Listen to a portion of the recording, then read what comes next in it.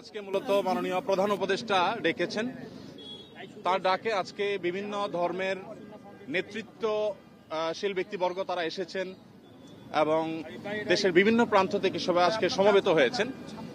আমরা বাংলাদেশের মানুষ কেমন আছি, বিশেষ করে আমাদের অন্য ধর্মাবলম্বী যারা আছেন মুসলিম ছাড়া, তারা কেমন আছেন, তারা তাদের সেই অবস্থা ব্যক্ত করেছেন।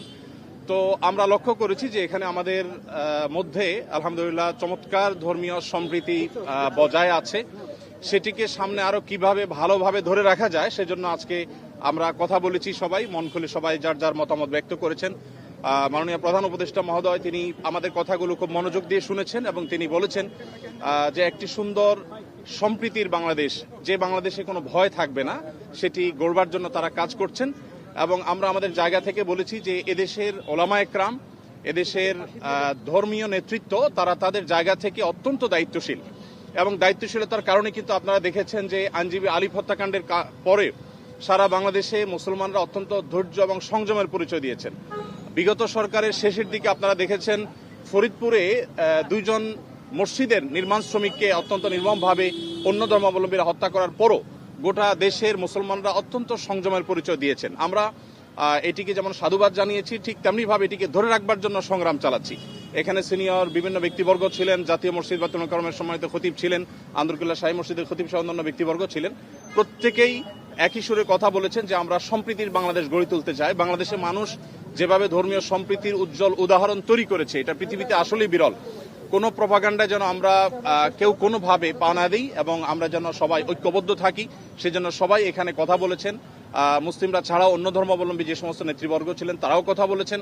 তো আমরা আশা করছি যে একটা সম্প্রীতির বাংলাদেশ যেটি ইতিমধ্যে আলহামদুলিল্লাহ আছে, সেটিকে আরো ভালো জায়গা আমরা নিয়ে যেতে পারবো এবং পৃথিবীর কাছে উজ্জ্বল উদাহরণ হিসেবে আমরা দাঁড় করাতে পারবো। এখানে প্রত্যেকে যার যার জায়গা থেকে চেষ্টা করেছেন এই কথা বলার জন্য যে আমরা শান্তি সম্প্রীতি রক্ষা করবার জন্য কাজ করছি।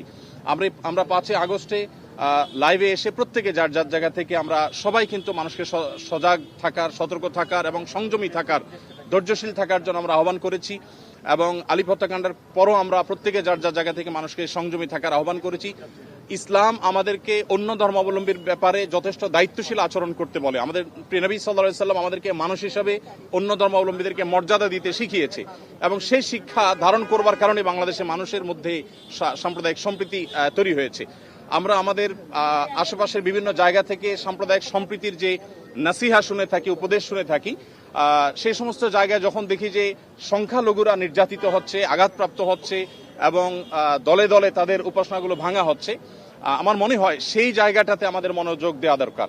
আমাদের দেশে সংখ্যালঘু ভাইরা তারা নিরাপদ আছেন, আজ নিরাপদ থাকবেন, তাদেরকে নিরাপদ রাখবার জন্য আমাদের সরকার যেমন কাজ করছে, ধর্মীয় নেতৃত্ব তারা তাদের জায়গা থেকে কাজ করছেন। তো আমরা মূলত এই বার্তাটা মাননীয় প্রধান উপদেষ্টা মহোদয়কে আমরা দেওয়ার চেষ্টা করেছি যে আমাদের জায়গা থেকে আমরা ঐক্যবদ্ধ আছি, ঐক্যবদ্ধ আমরা থাকব। আমাদের হিন্দু, মুসলিম, খ্রিস্টান, বৌদ্ধ সবাই ভাই ভাই হয়ে আমরা এই মাটিতে আমাদের প্রিয় দেশকে এগিয়ে নিয়ে যেতে চাই। সেই জায়গা থেকে আমাদের মধ্যে কোনো প্রকার ফাটল নেই, আমাদের মধ্যে কোনো বিভেদ নেই। বিভেদ এবং ফাটল যারা দেখাবার চেষ্টা করছে তাদের সে মিথ্যা প্রপাগান্ডা যেন বিশ্ববাসী বিভ্রান্ত না হয়, আমাদের দেশের মানুষ যেন বিভ্রান্ত না হয়, আমরা সে বার্তাটি মূলত আজকে দেওয়ার চেষ্টা করছি। ধন্যবাদ।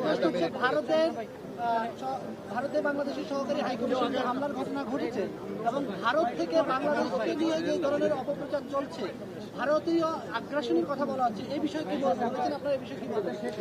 এই বিষয়ে আমার পাশে আব্দুল্লাহ বিন আব্দুর রাজ্জাক আছেন, উনি ওনার বক্তব্যে বলেছেন, আরো বক্তারা বলেছেন, ভারতে বিশেষ করে আমাদের সেখানে যে সমস্ত সংখ্যালঘু নির্যাতন হচ্ছে আর সেখানে যে সমস্ত সহিংস ঘটনা ঘটছে, যেমন এই যে উপ হাই কমিশনারের হামলার কথা আপনি বলেছেন, এগুলোর কারণে আসলে আমাদের কথা বলা দরকার। আমাদের রাষ্ট্রীয়ভাবে মাননীয় প্রধান উপদেষ্টা মহোদয়কে বলা হয়েছে যে তিনি যেন তার জায়গা থেকে, সরকার জায়গা থেকে কথাগুলো বলেন।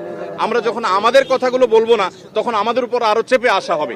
এই কালচার থেকে বেরিয়ে আসার জন্য আমাদেরকে আমাদের অধিকারের কথা বলতে হবে। আমরা আজকে সেখানে যে আক্রান্ত হয়েছি কলকাতাতে, তার বাইরে যে মুসলমানরা আক্রান্ত হচ্ছেন সেখানে, সেগুলো নিয়ে আমাদের কথা বলতে হবে। তাহলে সেক্ষেত্রে হয়তোবা এই যে আজকে যে পরিস্থিতি আমরা মুখোমুখি হচ্ছি, যে আজকে আমাদের উপরে চাপিয়ে দেওয়া হচ্ছে মিথ্যা প্রপাগান্ডা, সেটা থেকে আমরা উত্তরণের পথ হয়তো খুঁজে পাবো। জি।